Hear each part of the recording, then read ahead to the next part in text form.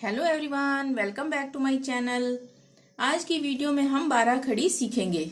उसके लिए सबसे पहले हमें हिंदी के स्वर यानी अ आ ई पूरा अह तक अच्छी तरह से लिखना और पढ़ना आना चाहिए, क्योंकि उन्हीं की मात्राओं से 12 खड़ी बनती है। शब्द या वाक्य बनाने के लिए हमें स्वर और व्यंजन दोनों का ज्ञान होना चाहिए। तो आइए समझते हैं कैसे। 12 खड़ी, इसको अंग्रेजी में ऐसे भी लिख सकते हैं 12 खड़ी या 12 खड़ी भी बोल सकते हैं। 12 का क्या मतलब है? अ से लेकर अह तक ये 12 स्वर हैं। अ आ ई उ ऊ ए ओ औ अंग अ। इसमें री जो होता है, री को स्वर में नहीं गिनते हैं, ठीक है, इसलिए मैंने री को हटा दिया यहां से। तो ये टोटल कितने हो गए? 12। 1 2 3 4 5 6 7 8 9 10 11 12, ठीक है। तो ये अ से लेकर अह तक 12 स्वर हैं। और ये मैंने नीचे स्वर की मात्राएं लिख दी है कि अ के लिए कोई मात्रा नहीं होती है, आ के लिए ये मात्रा होती है, जो लाइन है, ठीक है, वो यहाँ है। ई के लिए ये मात्रा है, बड़ी ई के लिए ये मात्रा है, छोटे ऊ के लिए ये मात्रा है, बड़े ऊ के लिए ये, ए के लिए ये, और ऐ के लिए ये 2 एकार, ओ के लिए एक होता है, एक एकार और एक ये सीधी लाइन, औ के लिए ये 2 लगे होते हैं ऊपर ऐसे और एक लाइन खींची होती है, अंग के लिए ये बिंदी होती है, अह के लिए ये 2 बिंदियां किसी भी अक्षर के राइट साइड में यानी दाहिनी साइड में होती हैं। तो अब हम इसको कैसे लगाएंगे, व्यंजन पर हम कैसे लगाएंगे? व्यंजन क ख ग घ ये सारे व्यंजन है ना, तो इसमें हम इन मात्राओं को जोड़ेंगे। क में अ में कोई मात्रा नहीं है तो क में कोई मात्रा नहीं लगेगी। क में फिर आ की मात्रा लगेगी, ये लाइन सीधी है, तो ये बन जाएगा का, यानी क का। अब क में छोटी की मात्रा लगेगी जो इस तरफ से लगती है, तो ये बन गया की। और बड़ी की मात्रा लगेगी क में, तो क्या बनेगा? की। अब छोटे ऊ की मात्रा क में लगेगी तो कु, यानी कि हम जोर नहीं देंगे इसमें, खींच के नहीं बोलेंगे, हम जल्दी से बोलेंगे कु। और क में बड़े ऊ की मात्रा लग जाएगी तो कु हो जाएगा, ठीक है।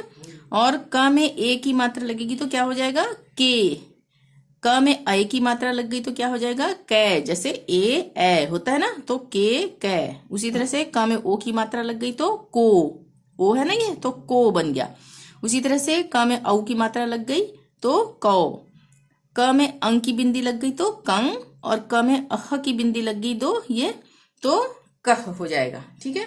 तो इसी तरह से सारे व्यंजनों पे ये मात्राएं लगाकर हम जब पूरा पढ़ लेंगे, इसको हम 12 खड़ी कहते हैं, ठीक है। इसी के बाद हम शब्द को बनाकर भी देख लेंगे।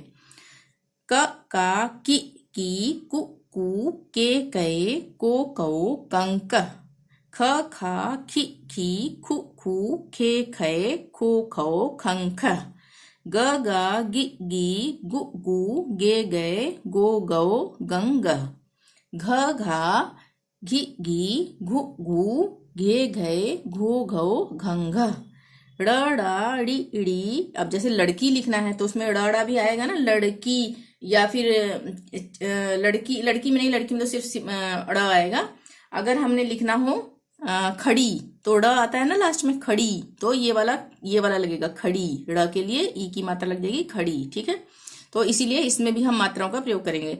ड़ डा डी डी डू डू डे डे रो ड़ो रंग ड। अब है च चा ची ची चू चू चे चे चो चौ चंग चह। ये हमें अच्छी तरह से याद करने होंगे, ठीक है। छ छा छी छी छू छू छे छे छो छौ छंग छह। ज जा जी जू जू जे जे जो जो जंग जह। झ झा झी झू झू झे झे झो झो झंग झह।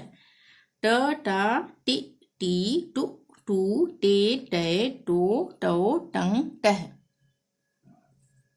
ठ ठा ठी ठी ठू ठू ठे ठे ठो ठो ठंग ठह। उसी तरह से अब आगे ड डा, ये मैं लिखना भूल गई, ड डा डी डी डू डू डे डे डो डो डंग डह। ढ ढा ढी ढी ढू ढू ढे ढे ढो ढो ढंग ढह।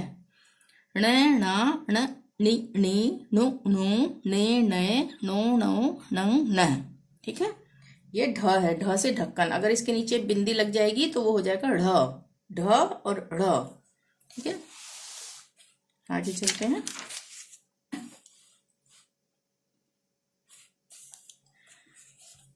त ता ति ती तु तू ते ते तो तौ तंग तह थ था थि थी थु थू थे थे थो थौ थंग थह द दा दि दी दु दू दे दे दो दौ दंग दह ध धा धि धी धु धू धे धे धो धौ धंग धह न ना नि नी नु नू ने ने नो नौ नंग नह प पा पि पी पु पू पे पे पो पौ पंग पह फ फा फि फी फु फू फे फे फो फौ फंग फह ब बा बि बी बु बू बे बे बो बौ बंग बह भ भा भी भी भू भू भे भे भो भौ भंग भह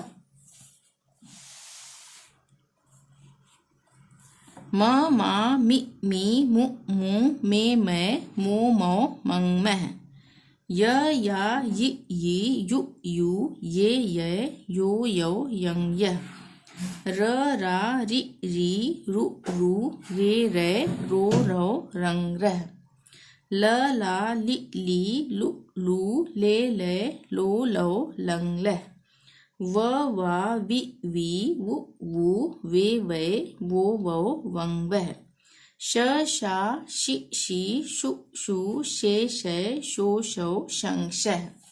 और ये मूर्धन्य श है, इसको भी ऐसे ही पढ़ेंगे। श शा शि शी शु शू शे शे शो शौ शंग शह। कहीं कहीं पर पेट चिरा श भी कहते हैं इसको, पेट चिरा हुआ है ना इसका इस तरह से, तो इसको पेट चिरा श भी कहते हैं और मूर्धन्य श भी कहते हैं।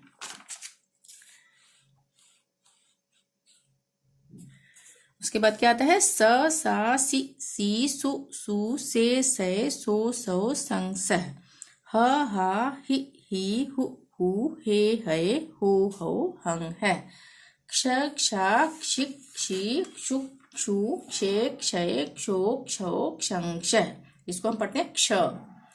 त्र त्रा त्रि त्रित्रुत्रु त्रे त्रै त्रो त्रो त्रंग त्रह ज्ञ ज्ञा गि गे यु यू गे ज्ञे यो ज्ञो ज्ञंग ज्ञ।